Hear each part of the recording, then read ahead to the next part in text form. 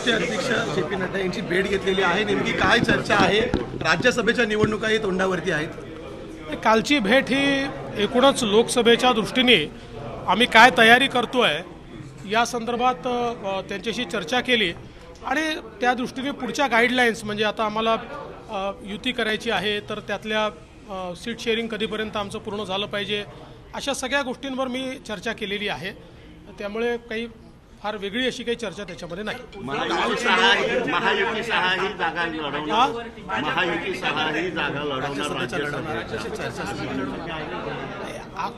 अजून माझी या संदर्भात कुठलीही चर्चा माननीय मुख्यमंत्र्यांशी झालेली नाही. मी माननीय मुख्यमंत्री आणि अजितदादा पवार आम्ही तिघं एकत्रित बसून पूर्ण स्ट्रॅटेजी ठरवू आणि मग त्या आधारावर आम्ही काम करू. गाव चलो अभियान मध्ये तुम्ही सुद्धा 24 तास अमृत नोनी आर्थो प्लस ये एक प्रूवन फॉर्मूला है. इसमें मौजूद नोनी फल के गुण और आयुर्वेदिक जड़ी बूटियां शरीर को जरूरी पोषक तत्व देने के साथ साथ हड्डियों और जोड़ों के घिसने उनमें होने वाले सूजन और दर्द को रोकने में मदद करता है. दर्द मुक्त जीवन के लिए अमृत नोनी आर्थो प्लस. त्याला गरळ ओकणं म्हणतात. सर 24 तास गाव चलो अभियान मध्ये तुम्ही सुद्धा एका गावात जाऊन राहणार आहात. आत्ताच प्रदेशाध्यक्ष बावनकुळे यांनी घोषणा केलेली आहे. सर्व मंत्री केंद्रातले आणि राज्यातले जाणार आहेत. कशा प्रकारे अभियानाकडे पाहताय? नाही, मला असं वाटतं की भारतीय जनता पक्षामध्ये यापूर्वीही आम्ही गाव चलो अभियान घर चलो अभियान केलेलं आहे.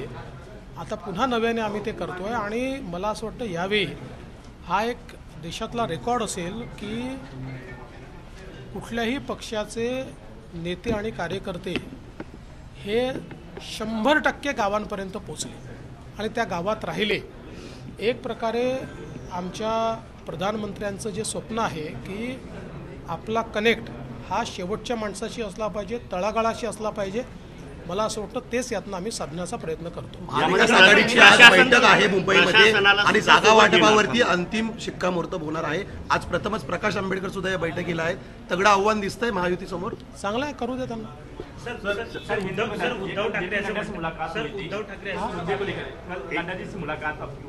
देखिए, माननीय नड्डा जी हमारे राष्ट्रीय अध्यक्ष है और राष्ट्रीय अध्यक्ष जी के साथ हमेशा ही मुलाकात या चर्चा होती रहती है. अभी लोकसभा के चुनाव भी है, उसकी कुछ गाइडलाइंस भी मुझे उनसे लेनी थी और हमारा अलायंस और बाकी सारी चीज़ों की चर्चा मुझे उनसे करनी थी. तो जो एक हमारे अध्यक्ष जी से गाइडलाइन लेने की चर्चा मैंने की है.